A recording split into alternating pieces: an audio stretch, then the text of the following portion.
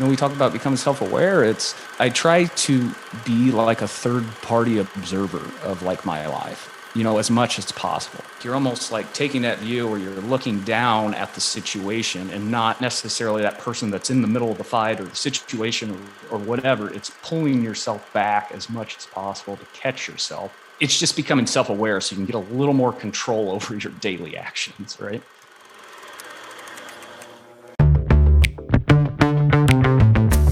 You're on a mission, and you just need more people to know about it. And whether you're brand new to marketing or a seasoned pro, we are all looking for answers to make marketing decisions with purpose. I'm Monica Pitts, a techie, crafty business owner, mom, and aerial dancer who solves communication challenges through technology. This podcast is all about digging in and going digital. I'll share my marketing know-how and business experience from almost 20 years of misadventures. I'll be your backup dancer so you can stop doubting and get moving towards marketing with purpose.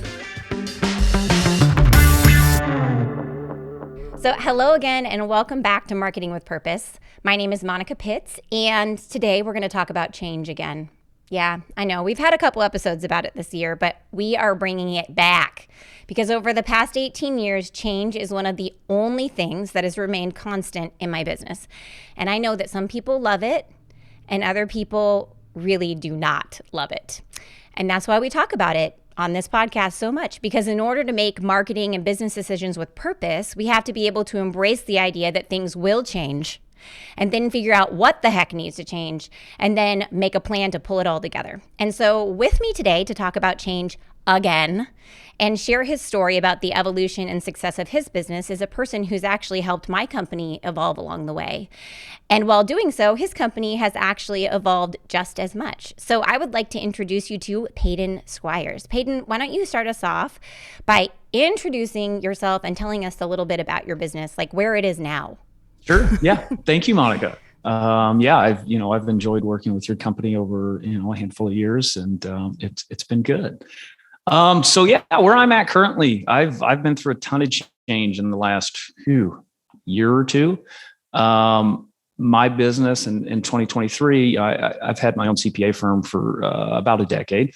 And in 2023, I merged that business, or it kind of merged, maybe a strong word, but came together, joined forces with a wealth management company. So my business, Squires CPA, has turned into a new company, which is WR Tax Planners.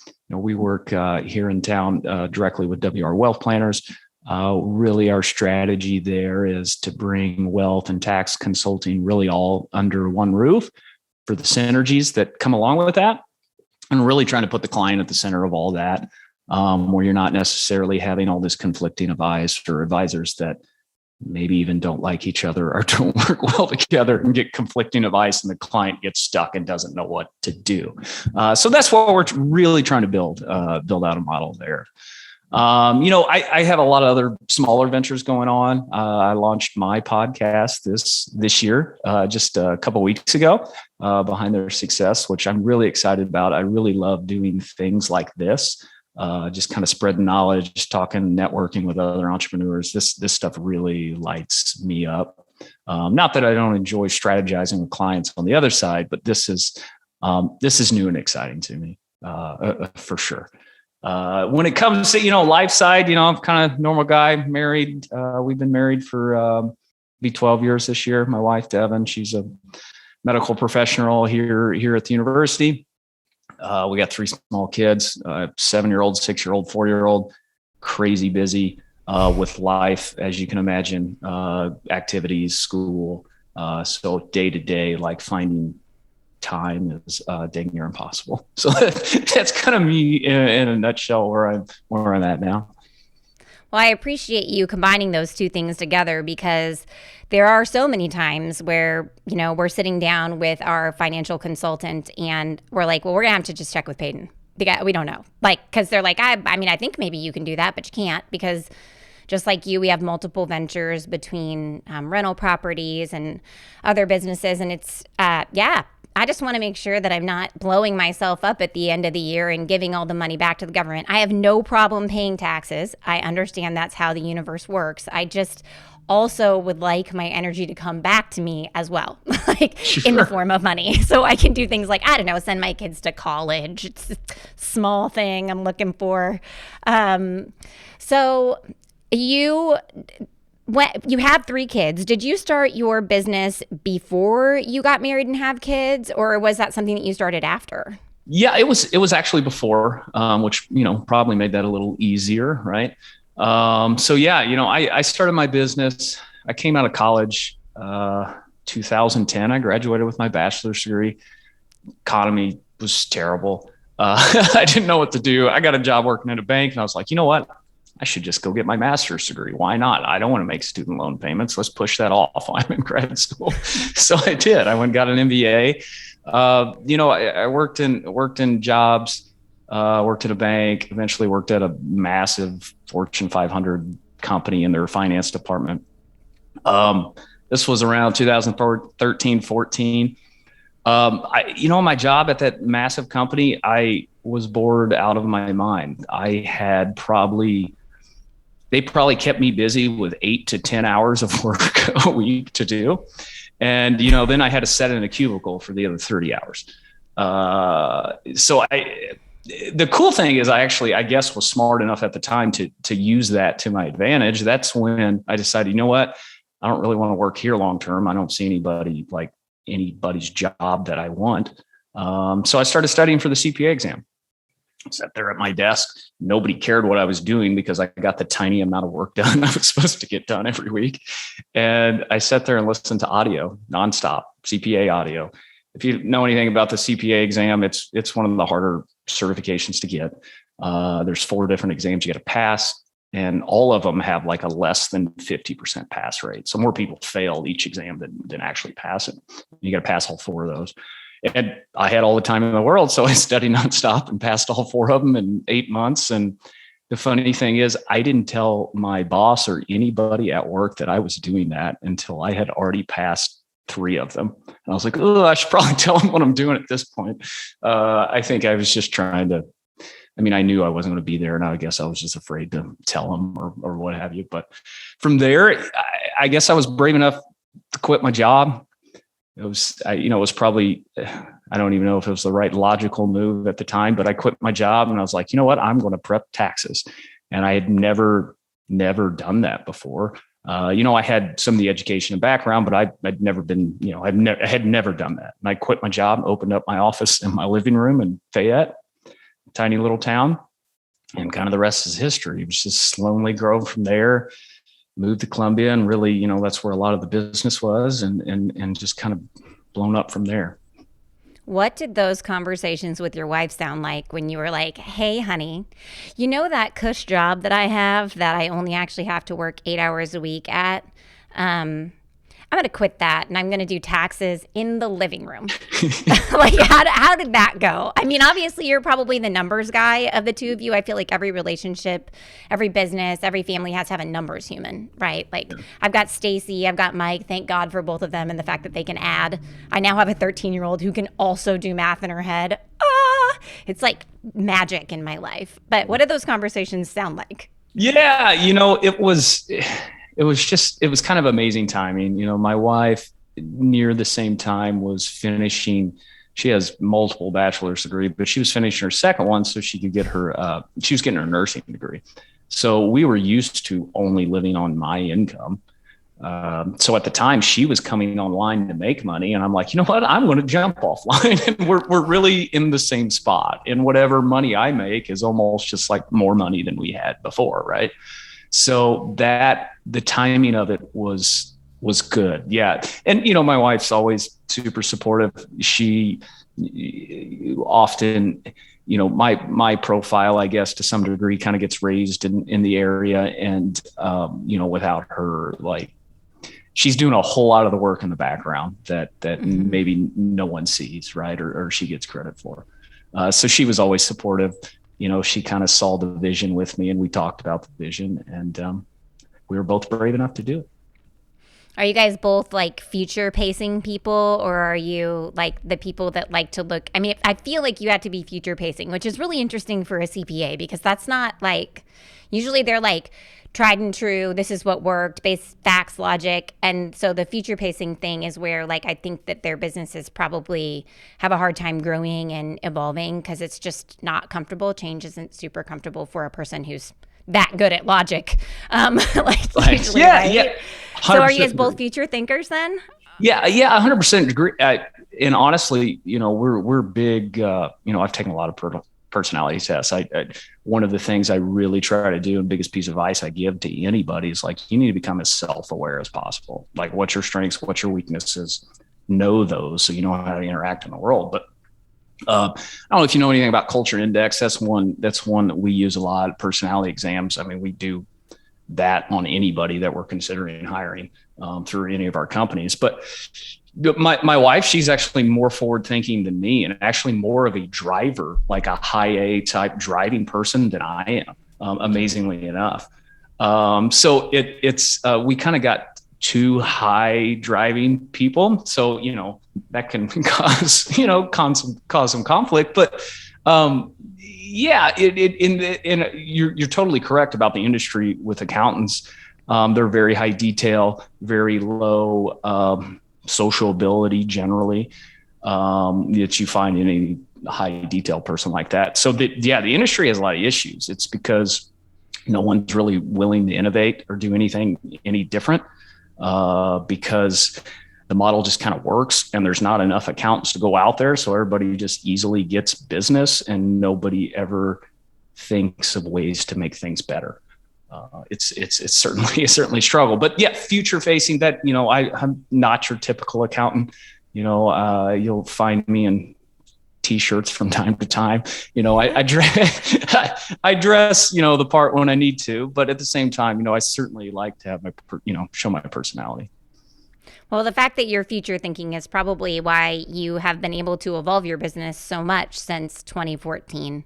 So I'm wondering, like, there's these moments where people get really uncomfortable in their businesses, and that's usually the thing that forces change. And some people just stay uncomfortable, and then other people like really push. Some people do like they like do a shift, shifting weight from one foot to the other to, adapt. And then other people are just like, I'm actually going to just levitate and see how this goes. So tell me about what kind of maybe uncomfortable moment or shift in your business made you decide to change what was working, because it was working. You had lots of clients doing all the normal things that accountants do. And then you shifted and you were like, actually, I'm not going to do payroll anymore. Sorry, guys. Actually, I'm not going to do this thing anymore. So what happened? What made you do that? Uh, Maybe a bit of burnout, honestly. Like, my practice has always been me and a few, maybe, no more than a couple employees, right? So I wore every hat all the time. Everybody wanted to talk to me all the time. So I didn't have a business. I had a job. I created myself a job, and a good job, and a job where I got to call all the shots, but a job nonetheless, right? Not a business owner at all. There's a huge difference between somebody that's self-employed and somebody that owns a business. Yeah, So huge. it was a lot of that. And knowing a little bit about your business, I see that you were further along in those areas than I was, having a CFO and all these different things. So it was being around different people and networking, and a mastermind group I'm in, but just being around other successful business owners. I'm like, yeah, I could do this a whole lot easier. Yeah, this works, but why are you beating your head against the wall? Like, make some changes, make it better, and actually build something that doesn't require you for everything. So you can actually start leveraging it a little more. Yeah, we have this saying around the office because we've been pushing efficiency for, I would say it's been like on the top of our goals and mantras for the last 3 years. And it's like, if it makes you feel bored, tedious, annoyed, like it's taking forever, then there's a better way to do it. Like, just straight up, there's 100%, there's a better way to do it. And I feel like some of my staff members are always looking for the next way because that's like you, they're like forward future pacing, right? And then others of them are very much like critical thinking, problem solving human beings. They're developers. They like to do it the same way that they've done it before. And so I always have to remind them, I'm like, there's another way.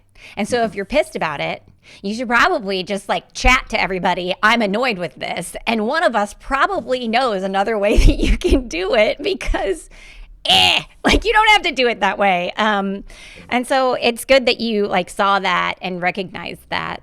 So tell me about like some of the things that you let go of in this change and how you decided that was okay. Because I know that Stacy comes up with some massive spreadsheets for us before we make changes like the ones that you just made in your business. So what are some of the things that you let go of and what are the things that you did to prep to make sure that was an okay decision? Yeah.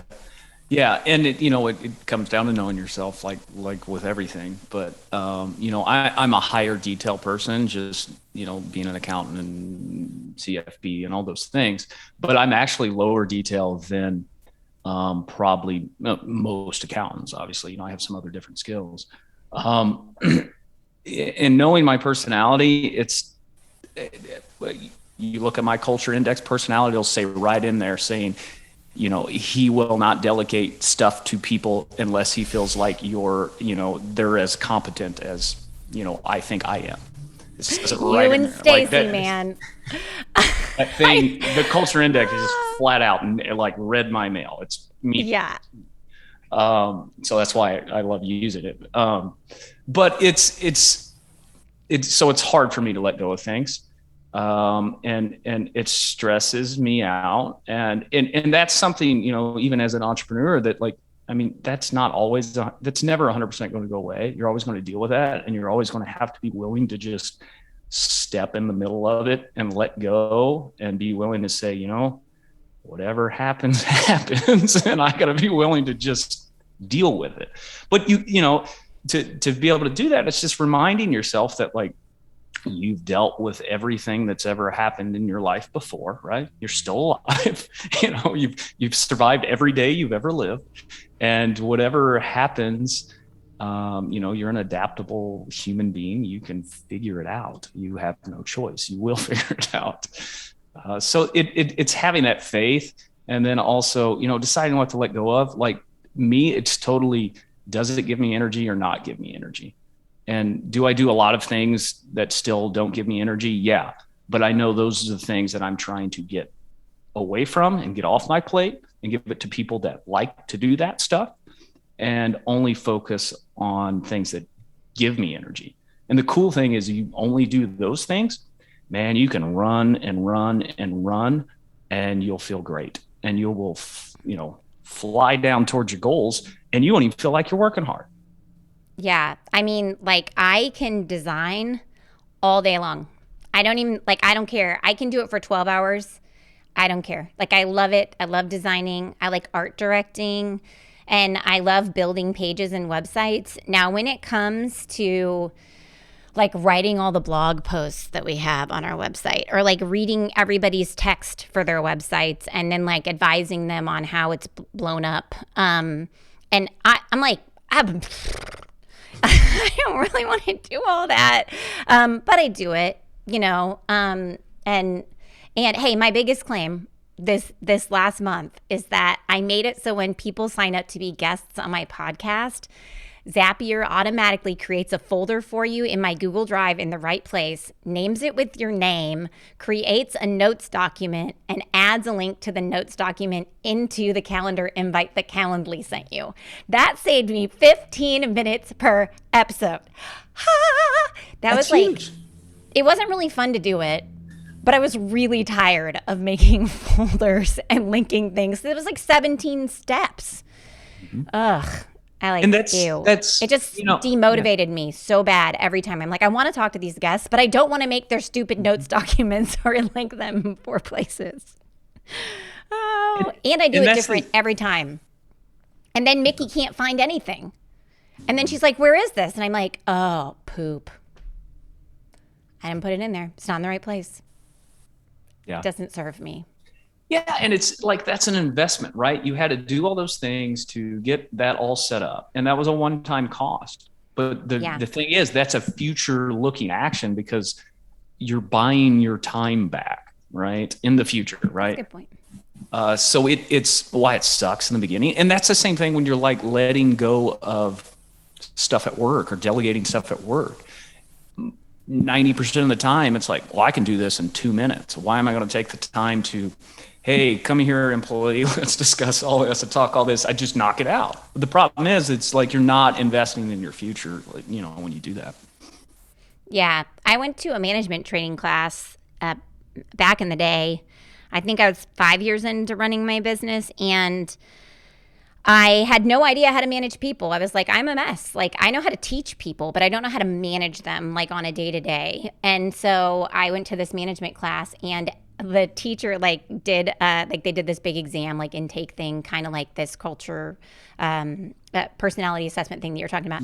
And so every time that I came into class, which was once a week, I had to sit down and write down 10 times at the top of my notebook, I will trust my team.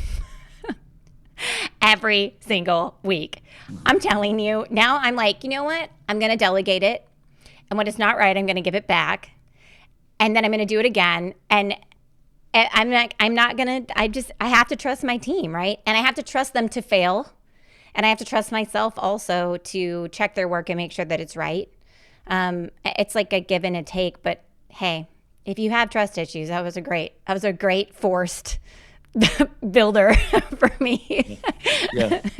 After 2 years of doing that, and I it's, was much more likely to delegate. yeah. And, entrepreneurship, man, I think it's such a great like self-development tool because it forces you to like, you get instant feedback from your business, your customers all the time, right? The market gives you constant feedback. So if you're doing great, you'll know. If you're doing terrible, yeah, you'll know. And your opinion about it doesn't really matter. It's just whatever comes your way, right? So, you can argue that it's not right or whatever, but ultimately, it is what it is, and you got to deal with it. So Exactly. I love entrepreneurship for that reason, and talking with people about it, it's really cool. Now, that is a different like thought process I feel like than some people have. I believe the same thing. Like, you're serving your customers first, and what they expect of you is what you should be delivering, or else you will not have those customers in the future, right? Because that's just how it works. It doesn't matter if it worked in the past. If it doesn't work now, it just doesn't work because it doesn't meet their expectations.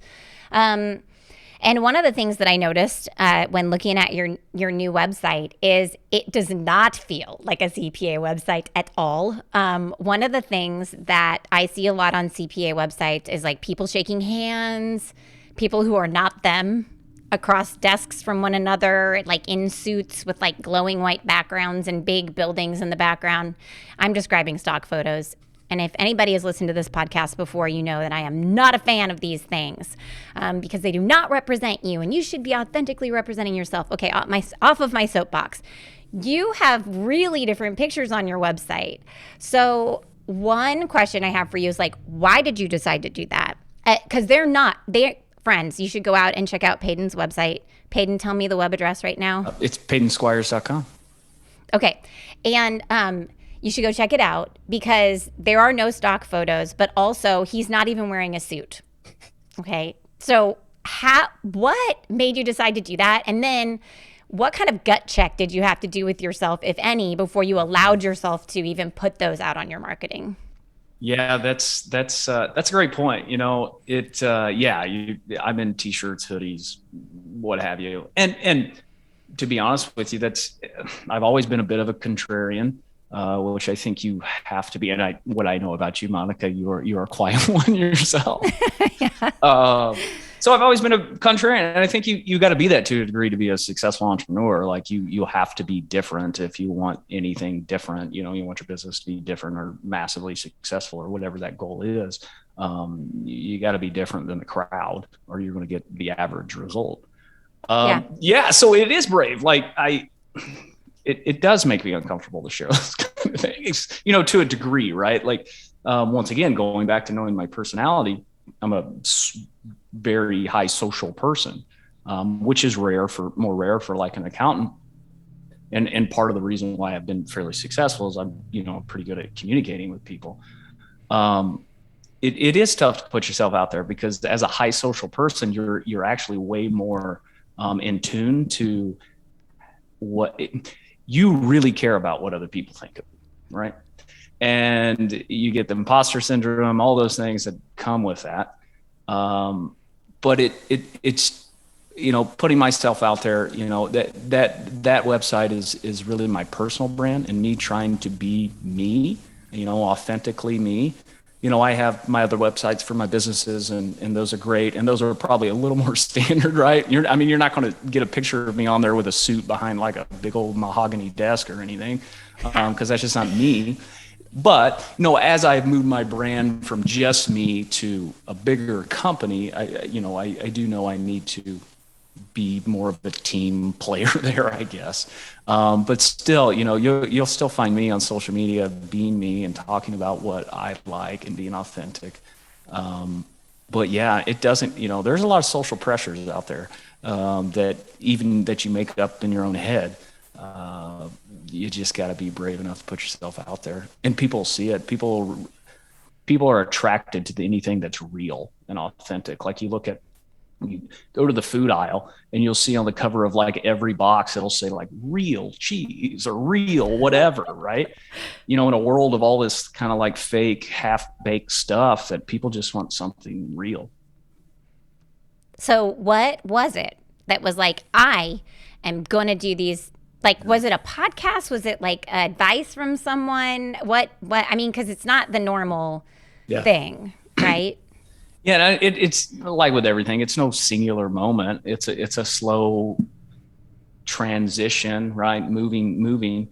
But it was being around people, seeing other people do it ahead of me.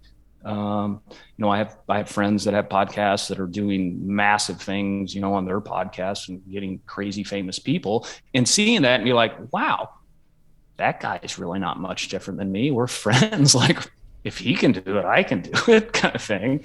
And it is. And it's just constantly feeding myself good stuff. I read books on Audible constantly. I listen to podcasts constantly. I've gone so far down the self-development rabbit holes that, like, if I'm not like working on my job, spending time with my family, and like if I'm awake, that's like I'm listening, learning something. Yeah, it sounds like based on the number of bachelor's degrees and other higher degrees that you and your wife hold as a couple, you guys definitely value education. Like, Yeah, must be one of your core values. yeah, and more importantly, self-education. Regular normal education certifications. I like you said, our family has a ton of those, and they're fantastic. But to me, they're not near as valuable as learning everything you can about yourself. Yes. Yeah, I think becoming as self-aware as possible is a huge superpower in the world. You'll be able to run circles around everybody if you're self-aware.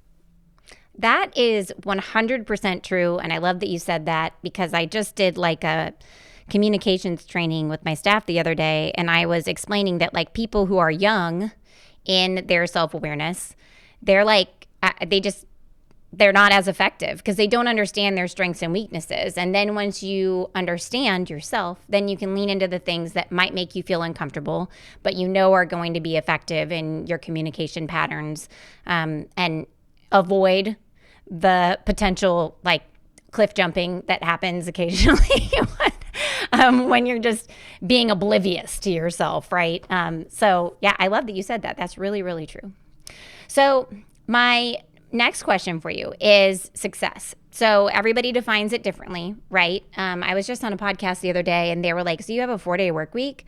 Couldn't you make more money if you worked 5 days a week every week? And I'm like, yeah, but that's not my version of success. And Yeah. so tell me what your version of success is like right now. And also, if there's a time that you felt it change in your career and like how you dealt with that. So what is it now and when has it changed? Yeah, it's certainly changed. Um, Now I think success is being able to do what I want with who I want, when I want, and in doing that in service of something bigger than me, right? Mm-hmm. Whether that's serving people through my job or serving people through my podcast with education and different things like that. I think that is ultimate success. Is Mm-hmm. working really hard towards some goal and making progress on it. That's bigger than you, right? That serves a bigger purpose. That's going to keep you motivated, and that's kind of how I define success. Is am I making progress towards these north stars that I've set? Like, am I Mm-hmm. moving in the right direction? Over a amount of time, right? Because you're not going to get there immediately. But yes, am I moving in the right direction? To be quite honest, like it used to just be money. I come from a single mom background. We weren't like, insanely poor or anything, but like, there were times where we certainly had less than others. And, as a kid, I was aware of that. Mm-hmm. So money has always been motivation. And that's probably what pushed me into all the different fields that I'm in, because I was like, hey, I don't want to be poor.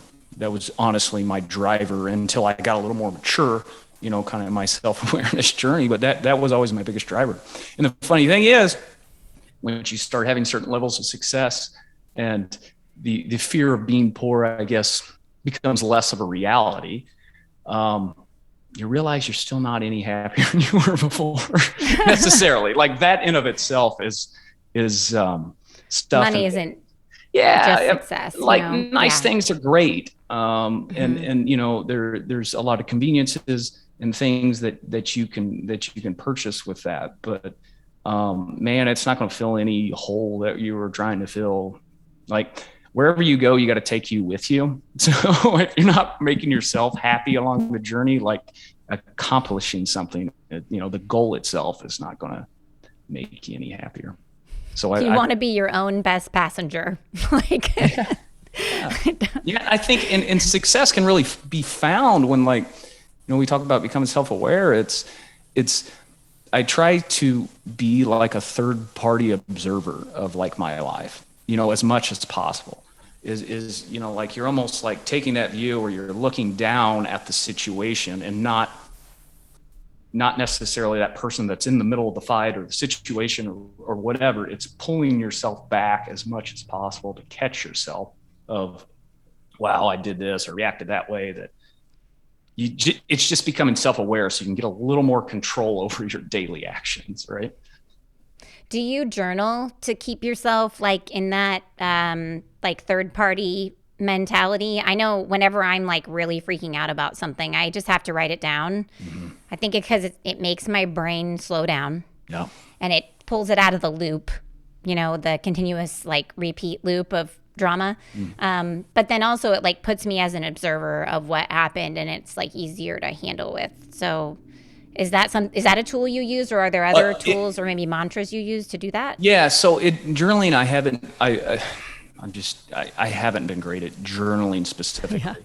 But yeah, every entrepreneur has that. You're laying there in bed and your head is just running 100 miles an hour, and you're like, "Oh crap, I didn't send that email," or whatever it is, right? That's so normal. I've stuff that's really helped me. The tools I've used have really helped me. I've gotten really into fitness, the working out piece. Your body, your physical health is so tied to your mental health. Science is proving that more and more every day.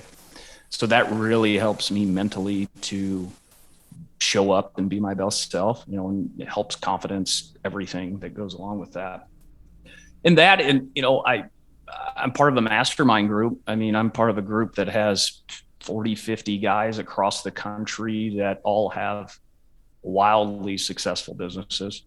So being able to be in a community to relate to, often as you're growing a business, the everyday person they can't relate, right? They just don't know necessarily what you're going through. So having people that have been there, maybe a few steps further along the line than you are, that is a huge tool I use. My network is say your network is your net worth. It 100% is true. It's like, and I've said this before, it's like you could take everything I have, and if like I still have my relationships, it's probably not that long before I kind of build a lot of it back, if that makes sense. Mm-hmm.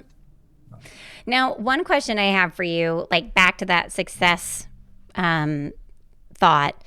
So, a lot of people who are young in their business or even like young in their lives and young in their careers, they're striving for the version of success that you and I have, which is like freedom and a greater good.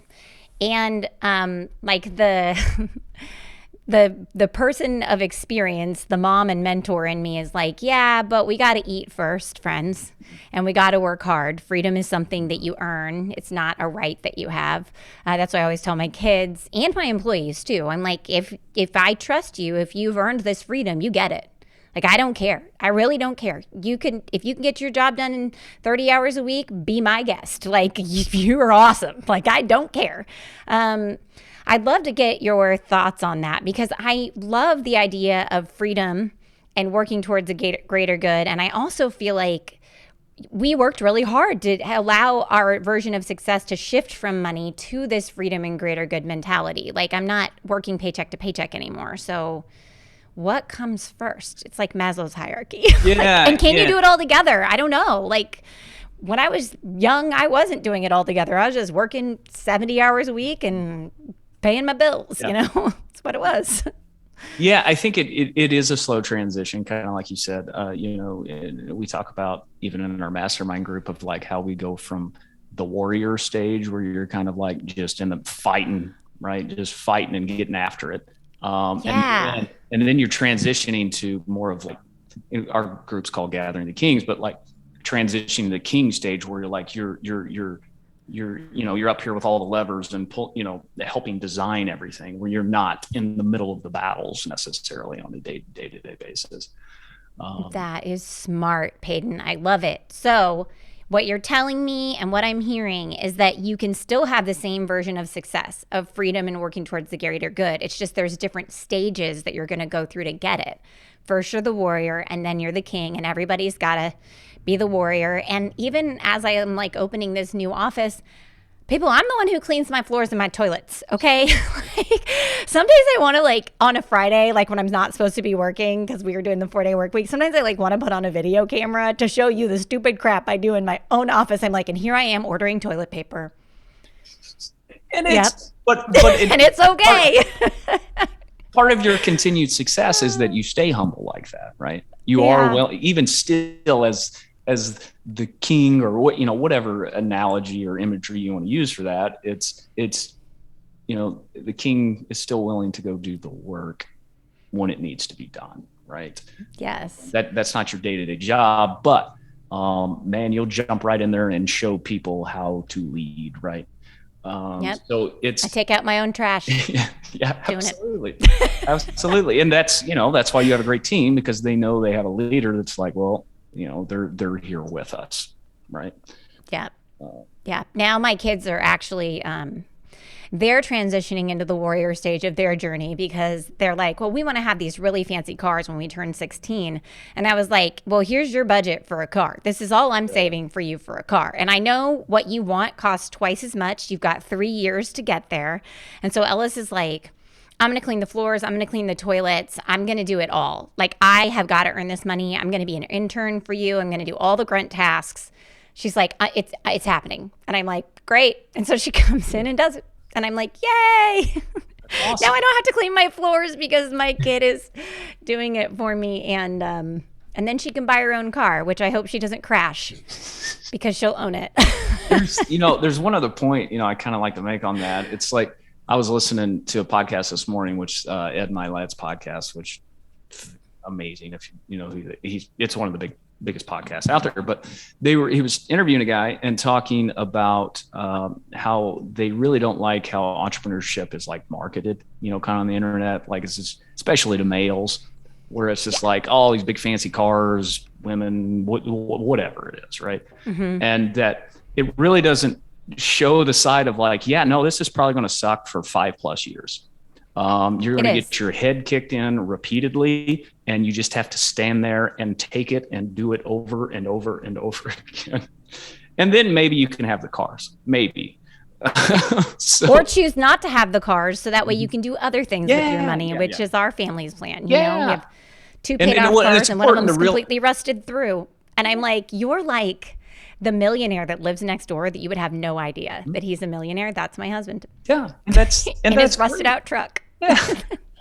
And I think everybody falls in the trap to a certain degree when they start getting a little bit of success. Maybe they start buying a few of those things and they're like, well, wait, it's nice and it's fine, but once again, it doesn't make me any more happy.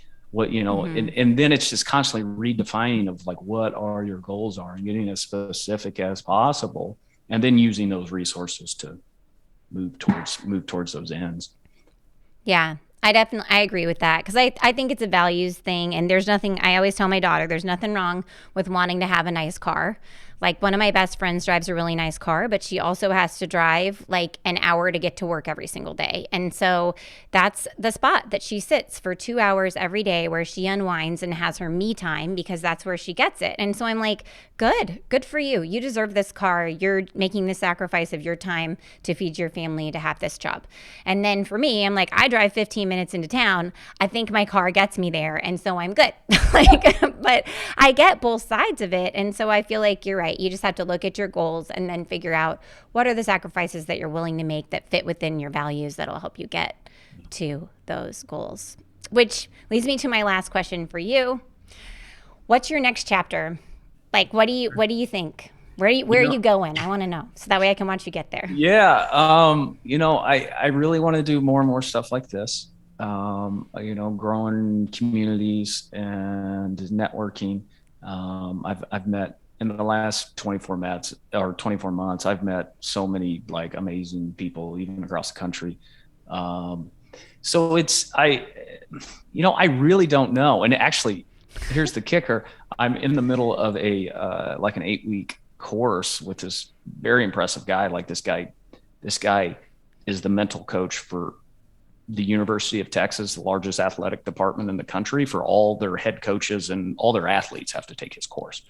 Awesome. So in the middle of that, and that thing is really, the whole thing is geared to is getting as granular and specific as possible as to what your values are, what your goals are, and how you're going to get there. And you read that to yourself every single day and keeping that in front of you. So your brain is constantly looking for ways to accomplish those goals. So I'm really working through that process. You think, I've had different levels of success and stuff, but even me, it's like, I got to get better at that. Well, Stacy the other day, we did our goals training with our staff, and she was like, well, I just feel like I've been at the right place at the right time. And I was like, well, yes, but you put yourself in that place. And so sometimes I feel like it's not like sometimes you have to make a decision not to make a decision and just to make the decision to be present and see all the doors around you and understand which ones you can go through. So maybe your goal right now is just that you're going to find your next move. And that's a fine goal to have, especially since you're already working towards it. And then you're presently ready and active to see that door when it opens. So that way you can walk through it. Because like of all people, I do not think that Stacey should be discounting herself for all of her accomplishments because she's such a rock star. Yeah, but it was like, it's not just that like the doors opened. It's that you saw them and knew it was the right opportunity for you, So maybe that's where you're at. That's okay. And another point on that is like, you say you're in the right place, right time. And yes, we all do get lucky, but you can't get lucky if you don't just, you got to show up every day, right? If you show up every day, luck will, I'm the same way, like showed up every day, people took pity on me and used me, in my services or whatever. But like, you get lucky and then you get people that want to help you but you can't get lucky if you don't show up. You got to show up. You got to show up.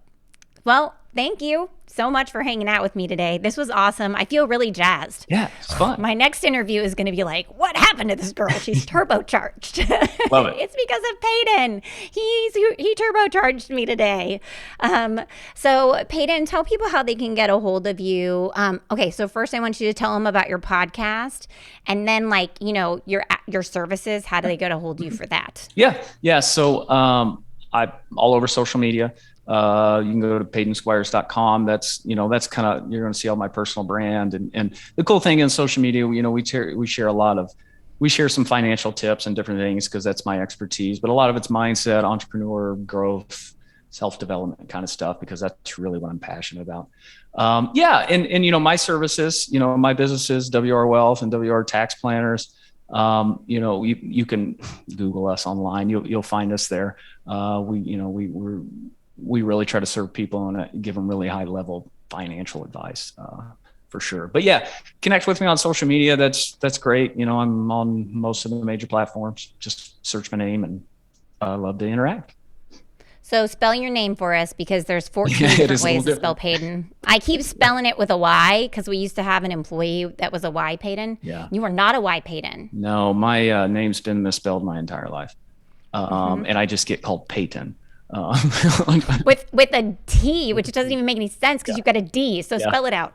Paden. So it came from a Paden, came from a 80s Western movie that my parents really liked, called Silverado. I've seen my name used a handful of times, and it's all males my age. So PadenSquires. You can find them on social media, also.com.